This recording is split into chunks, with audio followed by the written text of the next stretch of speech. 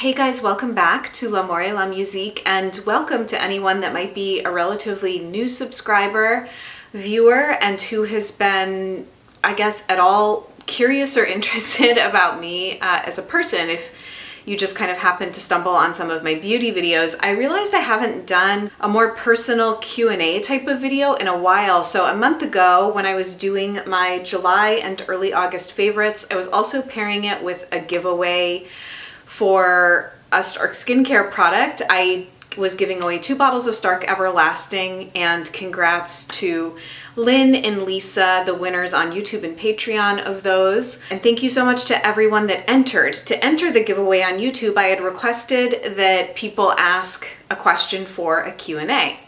So I'm here today to answer some of your questions. Unfortunately, I don't think I'm going to be able to get through all of them. In the past, when I've done Q&As, I've tried to do Q&A part 1, Q&A part 2, Q&A part 3 to try and get through everything. I can try and do that, but there are so many other videos in my queue that I know you're really interested to see, like foundation lineup, fall skincare, disappointing products. I also do have quite a bit of background information on myself if you're curious, on my Patreon landing page and on the About Me page of my website. And I think that the copy between those two might be the same, but I'll have those linked down below. If you just want to hear a bit about how I got started with L'AMOUR, Musique, what my educational and sort of work and career background is, and kind of why I'm on here on YouTube doing this stuff. Without further ado, why don't we start answering some fun questions? I got a lot of really good ones, a really good mix of beauty questions. I got a lot of questions about moving to Chicago, astrology questions. The very first question comes from Laura, and she asks, what is your biggest beauty by regret? Nothing is immediately jumping to mind. I'm sure that I have had some. It's such a good question. I can think of one that's a little bit more recent, actually. And it's actually not even a beauty product though, but it is going into my disappointing products video, and it's the Reed diffuser that I recently bought from Neom Organics, and I've been really disappointed in it. I don't like the scent, I don't like the scent throw, and it was expensive and there's nothing I can do about it. So I wouldn't say that that's like my biggest beauty regret, but it's a purchase that I am regretting most recently. I'm not sure if this was meant for the Q&A, but I'm assuming it was. Her screen name is Mama Cree 28, asked, since you love France, have you tried Patika products? I'm a self-proclaimed Francophile and would love to support a French-based company that is also cruelty-free. They actually figured into my most recent wish list video. I haven't actually tried anything from the line, but they're carried at Credo, which is the brick and mortar eco beauty boutique that's now local to me now that I'm living in Chicago. So they're absolutely on my radar. I've heard mostly good things about them. I have heard from some people that the products are a little bit scented for their liking, which I'm also finding personally about the Suzanne Kaufman products. I've been sampling something from that line. It's also in my upcoming disappointing products video. So I would be a little wary of that, but otherwise I've been hearing good things and I fully intend to try them. Jordan asked, what has been your favorite meal in Chicago so far and where are you wanting to try? Such a good question. I feel like I've had some really good meals while I've been here. Probably my favorite one has been where Kaveh, my partner, took me for my birthday dinner. We went to Joe's, which is just a very famous steakhouse in Chicago, and it was amazing. I had surf and turf and mashed potatoes and key lime pie and like a warm fudge brownie sundae. So I guess that's probably my favorite meal. It was also just a special occasion for us to celebrate. My favorite bakery, this is sort of related, is in Lincoln Park. It's called Florial, and I tend to meet my friends there for coffee or lunch, and they do amazing in-house made pastries, and it's like my equivalent of Tate was one of my favorite places in Boston. Florial is like my Chicago equivalent, but I have a lot more exploring to do in that realm. Where are you wanting to try? So I have a running list of places that I'd like to go. Most recently, let me see what it's called. It's an Italian place in Avondale that I just saw on the show Check Please. Anyone that has lived in Chicago or knows about this show. It's like a very long-running institution where 3 people go to each other's picks of restaurants in Chicago, and then they review it in this like half-hour, 45-minute show on PBS, and I'm totally obsessed with it. So they mentioned this place called Pisolino. Just looks incredible. Pizza, Italian food, and I'm totally going to be going sometime very soon. Okay, Renix Ren asked, what skincare product or products can't you live without? And this is such a loaded question for me. How do I even answer what skincare products I can't live without? Because, you know, at any given point in time, I'm a minimalist when it comes to my skincare, but I also am always struggling against like my product junkie tendencies and like wanting to try new things and experimenting and sort of finding the latest and greatest. Let me tell you like 2 products right now, and then like 2 products that I can think of that I can't live without like over the long term. So right now, Stark Everlasting has been a huge hit for me this summer. I feel like it's been super nourishing to my skin. I love that it doesn't have any oil in it. It's super calming, and I feel like where my skin has been at, it's been such an exceptional product. The second skincare product I can't live without right now is my Pi Creamy Cleanser. It's a relatively new purchase. I use it as my second cleanse pretty much every night, and my skin loves it. It is so good. It is my favorite second cleanser I think I've probably ever used, but again, it's only been a couple of months. 2 skincare products that I can't live without over the years.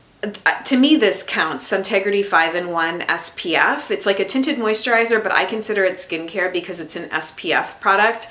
I would say of all of the physical sunscreens I've tried, some that are more moisturizer in consistency, some that are more makeup-like in consistency, the Suntegrity 5-in-1 in the shade Fair has really been the best for me. It is a little bit on the heavier side, but I've continued to repurchase it over and over. The second can't live without a skincare product. I feel like it has to be a mask or an exfoliant of some kind. Ayuna Essence, Lil Fox Cleopatra, used to be Osmia Adzuki Bean exfoliating mask, but that mask, the last couple times I've used it, hasn't seemed to work as well on me. I feel like I'm probably blanking on something, but I guess that's kind of what's jumping to mind. Alex asks, hi Mercedes, what is your most repurchased skincare product or the one with the longest tenure in your skincare routine, excluding the jojoba oil as an eye makeup remover? So this is sort of related to the other question. Unfortunately, this product is discontinued, but I repurchased the Provise Nutrify 1-6 tonic like 3 or 4 times during the time that I had discovered the product and was using it. I went through like 4 bottles of that.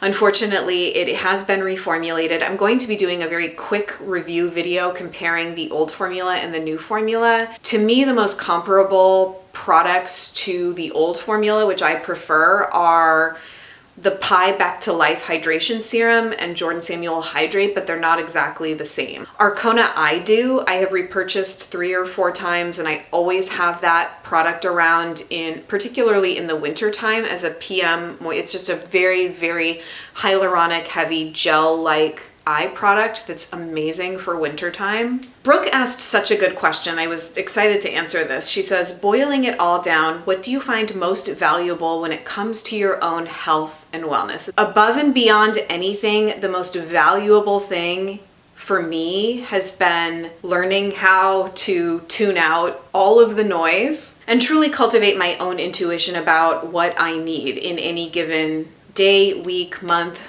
moment, season, year, period of life. I've acknowledged that for myself, this is always going to be changing, and any attempt I ever have to try and control any facet of my life from a health and wellness perspective is bound to change. Astrology has really helped me work on developing that awareness around the need I feel a lot of people have to control things about life as it pertains to health and wellness. And then the second thing I would say that's been most valuable for me is that there is no such thing as a quick fix. And I know that we say that all the time, but to really let it sink in, I see all these people, doing the ketogenic diet for a period of time or doing a Whole30 reset. And I mean, at the end of the day, a lot of it is fad-ish. And for me, what has been the most valuable is having supportive health practices that I am committed to over like decades plus, and like hopefully a lifetime. Acupuncture has been huge for me,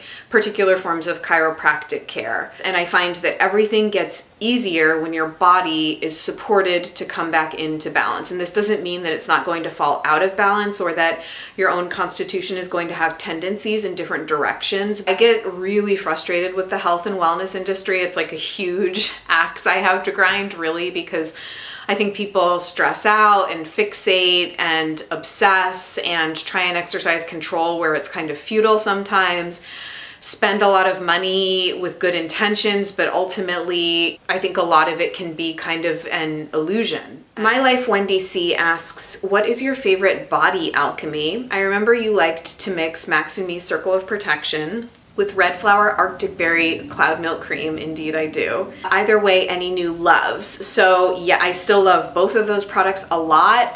My favorite body lotion that I've continued to repurchase as sort of a mixing medium is the CV Skin Labs body lotion. It's different than the Arctic Berry Cloud Milk Cream, especially if you are more sensitive skin type or you don't want to overwhelm with fragrance. I highly recommend the CV Skin Labs one. The Couscous Blue Body Wax has been another huge body care favorite for me.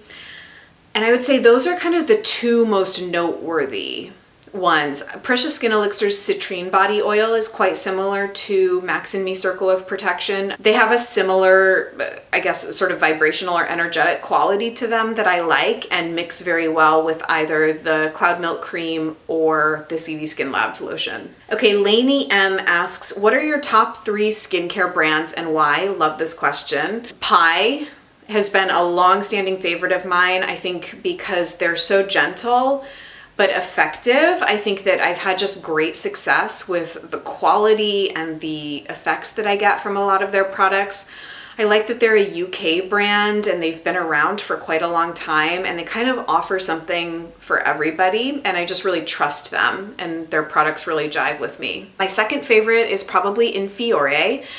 And it's a bit of an odd one to list as a favorite because I don't use, for a brand that I have such a strong affinity for, I don't use their products as much as I would like to. You know, I have to make a really conscious effort to invest in things that I'm feeling pulled towards personally. Infiore has always just held a really special place in my heart ever since I tried a discovery kit years ago and made a video about the 424 method. This was like before I was working with Beauty Heroes and all of that.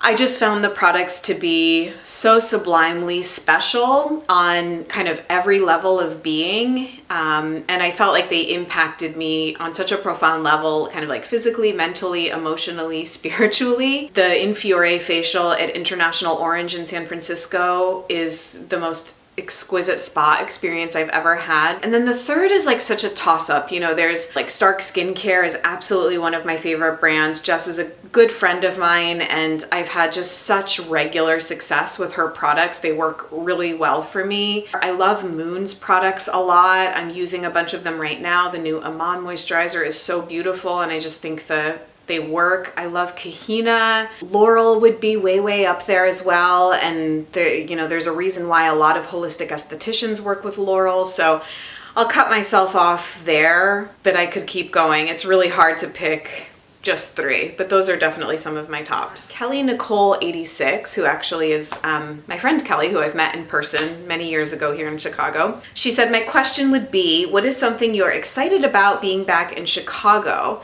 Is there something you've missed about the city or have you made a new discovery since being back? I've always wondered what it would be like to return to a place after so many years. It's a great question. It's something I get asked a lot about just like kind of in my day-to-day life when people find out I've moved back. I had come here in the early 2000s for undergraduate. I went to the University of Chicago and then I lived and worked here for several years after. I was living in Hyde Park and then in Lakeview for a little bit. And I left in 2007 for Providence, Rhode Island to go to graduate school. And then I just came back this last May. A lot has changed in the last 10 years, and I'm also living in a very different part of Chicago than I had been living before. So the experience of being back is actually, it is quite different. There's a lot more traffic in Chicago than when I lived here 10 years ago, which is a big downside. I don't know. I know other cities like, you know, LA, you guys have it pretty bad, and Atlanta, like a lot of places have bad traffic, but I never thought that Chicago would, and it's pretty horrendous. Something I'm excited about being back, there's a lot of really good job opportunities for the stuff that I'm interested in doing here, which is primarily design research, user experience research, user-centered, human-centered design type of research. And Chicago actually has a lot of design agencies, design research agencies. So there's a lot of opportunity for me to grow my career in a different direction out of academia. So I'm really excited about that. Okay, M. Butte asked, how are you liking your new home, and can you do a home tour? I love where we live. It is absolutely beautiful. I feel so lucky to be here, and it's a totally new phase of life for me. I probably won't do a proper home tour, but through vlogs, you'll get to see different parts of the home. I've become so much more private, I guess, after being on social media all these years, particularly after like certain experiences that I've had, but I feel like I show quite a bit of it on Instagram stories and on Patreon for sure. That's like where I'm the most open and transparent. I'll show you what I can, you know, through vlogs in sort of more inconspicuous ways, I guess. So Colleen asks, what do you do for self-care when you are feeling stressed or anxious? Really good question. So it changes. I have like lots of different strategies. One of the most basic things that I'll do now is that having the ability to recognize when I'm stressed and anxious and reaching out to someone who can be supportive to me in the moment if that's what I need. So sometimes when I'm stressed and anxious, I just need someone to be able to listen and empathize. And being able to vocalize to whoever, whether it's Kaveh or a really good friend of mine, being super direct about your emotional needs with people in your life has a much higher probability of getting what you might need, the support you might need from people, as opposed to, I feel like before I was able to be so direct and clear about what I needed. You know, you go through the back door to try and get your needs met. Teal Swan does a bunch of videos on this stuff. I'm not perfect. I still have moments of like meltdown and stuff, but I find that being really clear about the support that I need from people in my life is something that really helps, and I consider to be a form of self-care. If I just feel like my system is like really revved up, honestly, like doing a full skincare routine will calm me down. Like doing a really long double cleanse, masking if I can, doing gua sha. I mean, if I need to calm like my system down, that will help immensely because it's so sensory and tactile. Making a warm beverage and relaxing on the couch with either Bravo or Netflix, Great British Bake Off. I mean, for me, those are really the most basic things that I do, and they help. Okay, Jillian D asked, I would love to hear an update regarding your experiences with the medical intuitive if you decided to stop having consultations. So actually on Patreon this month, I am going to be sharing some sort of preliminary reflections that I have. I stopped working with the medical intuitive a year ago, or more. It was last summer at some point. So I've had time to like fully digest as much as I can. And I do have thoughts on the whole thing. And I'm kind of testing the waters with it on Patreon. And it's also related to what I just said about privacy and just feeling much more comfortable in a space like Patreon to be like pretty honest. And that's been something that's just, you know, being on YouTube, I've sort of created different boundaries, I guess. However, I know that there are people that for a whole host of reasons can't be on Patreon, and I totally get that. So I think in due time, I might end up sharing some stuff on here, but I ended up taking down the videos. I had 2 videos that were directly about the experience or involving the medical intuitive, and I just didn't feel comfortable having them up anymore, so I did take them down a long time ago, like probably 8 months ago. So stay tuned, I guess, because I do have things to say about it. Burning Phoenix 2 asked, thank you for sharing the thought-provoking articles and the beauty bits. You're welcome. How do you personally navigate through the beauty, wellness, and spirituality trends for yourself? So this is, my answer, I guess, is sort of related to, I think it was Brooke's question about what have I found the most useful for myself with respect to health and wellness. Be able to place what you're consuming in sort of a broader context and be able to tune out when necessary. This is sort of like inextricably linked to having a system that is in balance. And for me, that has happened over such a long period of time through committing to acupuncture really regularly, phasing out alcohol, lessening a reliance on caffeine, eating traditional foods, having a supportive yoga practice. Everything kind of goes together to create more balance in yourself where you're much better able, I think, to know what's for you and know what's not for you at any given moment in time, which is also to say that it's not static. So something that's not for you for a period or season of your life can become for you, if that makes sense. So I just no longer really believe in any kind of health dogma, gurus. The stronger that you are, I guess, in tune with like your own internal voice, and there are many strategies for developing that, the easier it is to kind of like call bullshit on everything else. And also recognizing that, you know, we're imperfect and we're going to make poor choices sometimes, but that's, you know, that's part of it. Like, you're going to make poor choices and you're going to mess up and going to have complicated dynamics with people in your life. I mean, it's just kind of like all part of why we're here. Okay, I'm gonna do a few more, although I have been recording for quite a while. So Jennifer asked, what is involved in your astrology training, and are you studying astrology as a hobby or as something you could do professionally? I think I have at least one or two videos specifically on the astrology apprenticeship, so I'm just wrapping up my first year. I'm getting ready to do year 2, and then after that, I think I want to study horary astrology, which is a branch of predictive astrology. I've always been someone that's been attracted to the occult, to the esoteric, to the mystical sides of things. I went through a long period where I was really drawn to psychic mediumship, tarot reading, tasseography. I'm still into those things to varying degrees. And I had always been interested in astrology. One of my viewers here on LAMOUR had really highly recommended Nightlight Astrology, and after I had a reading with Adam Ellenboss from Nightlight Astrology, who practices classical astrology, which is very different than modern astrology, and 95% of what you have probably seen as far as astrology in social media land is modern astrology.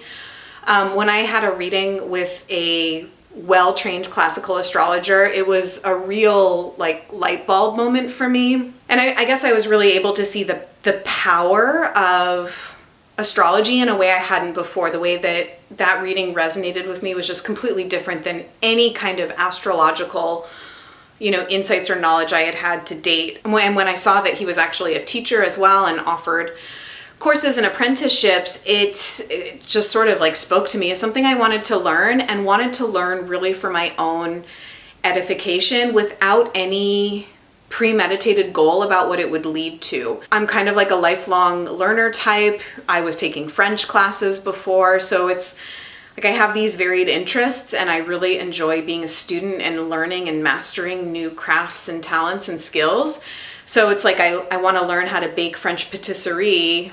Could I open a bakery someday? Maybe. Is that an intrinsic goal that I have? No, not right now. It's kind of similar with astrology. I really wanted to learn the history, how to read charts for people, but do I want to necessarily have an astrology practice? Not necessarily, but could it happen? Yes. I certainly am being trained to do it professionally, and ultimately it's something that I could integrate into Patreon reward tiers, or as another option through my website or something. I could offer readings. So Jamie Stolo asks, where will you spend the holidays this year, home or traveling? So I assume you mean, I don't know, Thanksgiving or Christmas, New Year.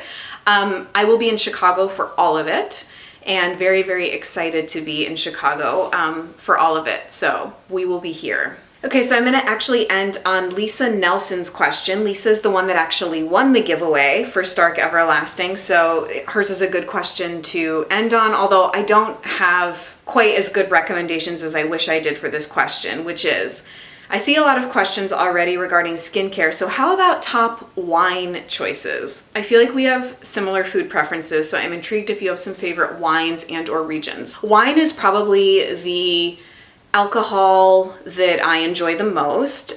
Champagne, red wine, and white wine, probably in that order.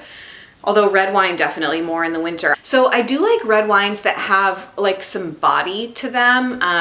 Cabernet Sauvignons, sometimes Zinfandels. Pinot Noirs are okay. They can feel a little light to me, I guess, sometimes. So my sister lives in the Bay Area, so I've never been to Napa, but I've been to Sonoma like 4 times.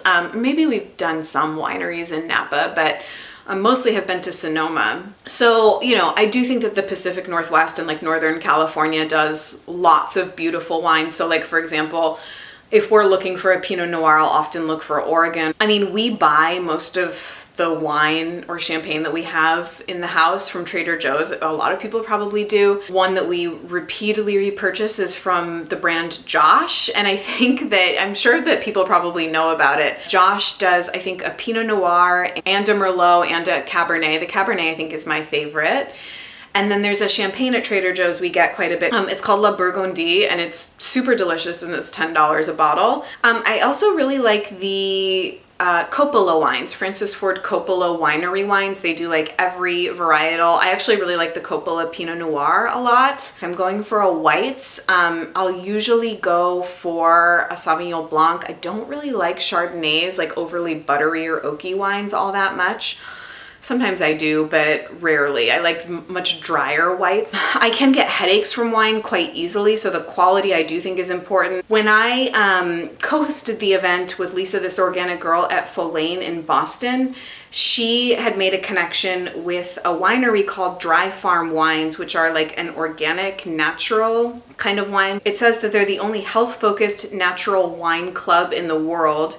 All natural and additive free, lab tested for purity, sugar free, and low alcohol. So I've been like curious to try some of the Dry Farm wines. I think if you're prone to even a small amount of wine making you feel sort of like headachy and stuff, like this could be an interesting brand to check out. I'm like seeing the people who have endorsed this wine. It's like people from the Bulletproof life hacking community, like Dave Asprey and Mark Sisson and Abel James and people like that.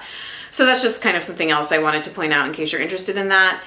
And that's probably the extent of my wine knowledge and recommendations. So thank you all for tuning in, listening to me ramble. That was like 1/8 of the questions on that video, so I have a lot more I could get through. If you're curious, I'll try and do more of these. Thank you so much to everyone that did leave me a question. I want to answer all of them. I love things that are more interactive with people on LAMOUR and on Patreon. So that's all from me today. Thank you so much for being here, and I'll look forward to seeing you guys again very soon. Bye.